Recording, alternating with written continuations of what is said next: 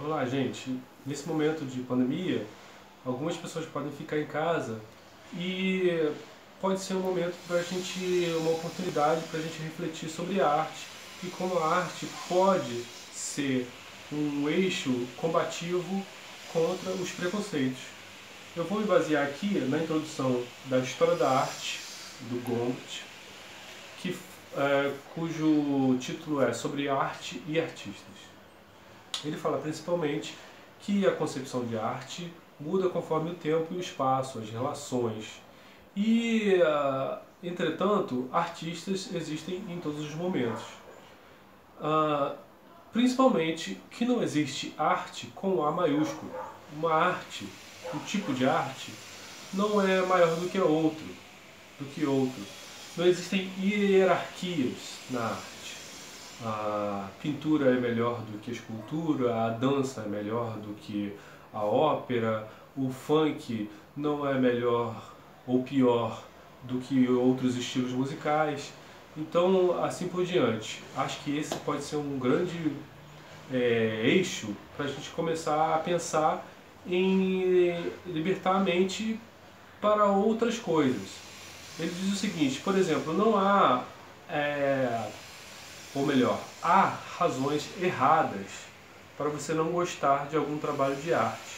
Por exemplo, se o exemplo dele é o seguinte: se você vê um quadro com uma cena alpina, com os Alpes nevados, e você não gosta de esquiar, e por isso não gosta do quadro, algo está errado. O quadro não tem culpa se você não gosta de esquiar. Isso pode servir para outros exemplos. Ele mostra, então, dois quadros. Um desenho do Rubens que mostra o seu filho pequeno. Uma criança pequena mostra ternura. Muitas pessoas gostam de ver desenhos, pinturas de crianças que têm uma beleza quase inquestionável. Esse aqui é o quadro do Rubens. É o filho do artista. Ele, claro, colocou ternura nesse trabalho. Mas aqui é um quadro, um trabalho do Duret, onde ele mostra a sua mãe. De repente, muita gente não vai gostar desse quadro, porque a velhice pode ser sincera demais. Os ossos, as rugas. Entretanto, se a gente olhar com menos preconceito, a gente vai achar muito interessante, talvez, a maneira com que o Duret desenhou a sua mãe. Ele não maquiou a velhice, não maquiou a idade dela, colocou contrastes fortes aqui. Então, você pode começar a achar interessante, talvez, o que se chame convencionalmente de feiura. A feiura pode ser mais interessante do que essa tal beleza. A beleza pode até cansar, ela pode ser uma coisa óbvia. E talvez, a partir daí, você comece a se interessar por coisas não tão óbvias. Isso falando de uma beleza humana tradicional, né? Que, obviamente, está ligado a relações muito violentas de dominação de povos por outros povos. Então, existe uma preferência natural da gente gostar também de uma coisa que se pareça com a realidade. Por exemplo, um quadro de uma floresta, se ele parecer tecnicamente muito parecido, muito semelhante a uma floresta real, talvez muita gente goste desse quadro pelo apuro técnico. Mas esse não pode ser um motivo único, certo?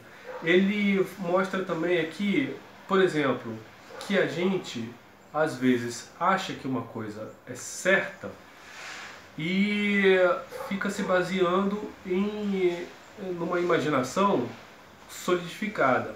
Por exemplo, por muitos anos as pessoas frequentaram corridas, viam cavalos, cuidavam de cavalos, viam cavalos trotar, correr, e elas poderiam achar que os cavalos, por exemplo, nessa pintura aqui do Jericó, andavam dessa forma, como se estivessem saltando, o tempo todo saltando. Só depois de muitos anos, com o advento da fotografia, que descobriu-se que o cavalo faz muitos movimentos estranhos com as patas para caminhar e para correr. Talvez se um pintor naquela época pintasse um cavalo, por exemplo, assim, lhe parecesse muito estranho para as pessoas que vissem o quadro, achassem isso aqui mais irreal do que isso. É um exemplo extremo, mas se a gente colocar isso em outros campos, talvez a gente consiga entender melhor. Por exemplo, o camundongo Mickey não se parece exatamente com um camundongo, mas ninguém fica preocupado se isso vai fazer, se isso é relevante. E tem outros exemplos, né? Quando a gente vai desenhar uma estrela, a gente desenha 5 pontas ou 6 pontas, a gente não tá lembrando que a estrela não é assim. A estrela não tem pontas. Ou um coração não é um coração dessa forma. É um coração humano, um coração animal. Da mesma forma que a gente não questiona se essas coisas são parecidas com a realidade e gosta dessas formas e imagens, talvez isso possa levar-nos para outros momentos. Como aqui, por exemplo, ele coloca dois trabalhos do Picasso. Um trabalho do Picasso de uma galinha com os seus pintinhos, uma imagem bem terna, né? Bem bonitinha. E do outro lado, outro trabalho do Picasso, onde ele mostra um galo novo. São duas formas de fazer, de desenhar. Talvez o galo novo esteja muito mais ligado a uma expressão, né? Que o Picasso queria passar. Um galo novo, um galo desesperado, um galo gritando, né? E aqui muito mais forte. Então, às vezes os artistas estão preocupados com as expressões das coisas, não exatamente com a fidelidade à realidade. Eu fiz algumas anotações aqui e vou tentar ver. Então, um exemplo da gente pensar sobre isso, sobre experiências estéticas, por exemplo, quando a gente se veste, quando a gente tem uma experiência estética. Por que a gente escolhe tal ou tal roupa? Como é que você escolheu a roupa que você veste? Em que momento ela ficou certa para você? Quando você está fazendo uma árvore de Natal, enfeitando a árvore de Natal, em que momento você acha que está ok? Em como cada bolinha tem que ficar em cada lugar? Como que sua visão se adapta àquela árvore de Natal? Ele fala que os artistas, então, têm esse tipo de sensação, experiência, de pensamento, onde uma coisa parece mais certa, várias vezes durante o trabalho. São pequenas coisas que parecem mais corretas do que outras. E às vezes as coisas que parecem corretas, não exatamente como se todo mundo achasse correto, mas que aquilo faz algum sentido baseado nas suas experiências pessoais. E portanto, o preconceito seria uma maneira de a gente acabar com esse pensamento binário, né, de uma coisa que que existe uma coisa certa, existe uma verdade única, ou algumas verdades que a gente tem que seguir, e começar a ver outras possibilidades.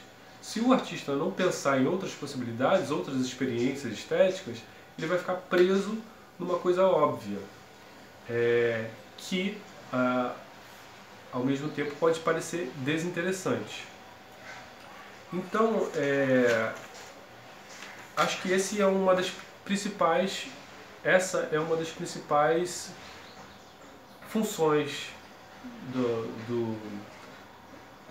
da arte em si, uma introdução sobre como a gente pode pensar, por exemplo, naquela mãe do Duret, na sinceridade, na velhice, de como nós vamos envelhecer ou já envelhecemos, e como que ao mesmo tempo a gente não pode ser pedante, achar que tudo que é mais ou menos feio convencionalmente é interessante, não é isso, né?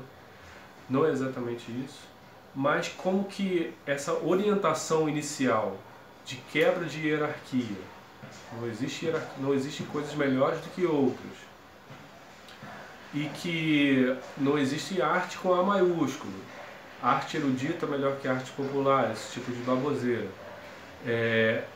Tudo isso pode nos levar a caminhos inexplorados, desconhecidos, que podem ser muito interessantes. São esses os caminhos que muitos artistas travam, e talvez por uma vida de espetáculo não sejam interessantes. Essa é uma introdução que para a gente começar a pensar nesses preconceitos que a gente tem. Por exemplo, se eu tive uma experiência ruim num certo lugar, vejo um quadro e esse quadro remete a essa experiência e eu rechaço esse quadro, como que a gente pode, talvez, através desse quadro, levar a outras experiências, a outros pensamentos, a outras sensações que nos abram a cabeça, que possam fazer com que a gente se sinta mais livre e mais curioso, cada vez mais curioso pelo mundo, pela trajetória das coisas e pela aventura de viver.